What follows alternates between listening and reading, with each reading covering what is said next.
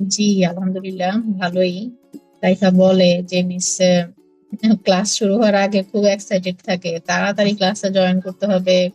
মানে লেখার জন্য আগ্রহ থাকে বাসায়, আবার হাতের লেখাটা মানে লিখে জমা দিব, 5টার আগে জমা দিতে হবে। মানে যে অনলাইন ক্লাসের প্রতি যে এতটা এক্সাইটেড, সেজন্য মানে ভালো লাগে আর কি।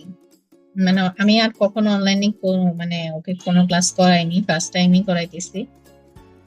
দেখে আমার মনে হয়েছিল না যে আপনি আসলে যেদিন প্রথম ক্লাস করাইছেন সেদিন খুবই ভালো লাগছে যে মিস এত সুন্দর করে প্রত্যেকটা বাচ্চাকে একে একে করে বুঝাচ্ছেন।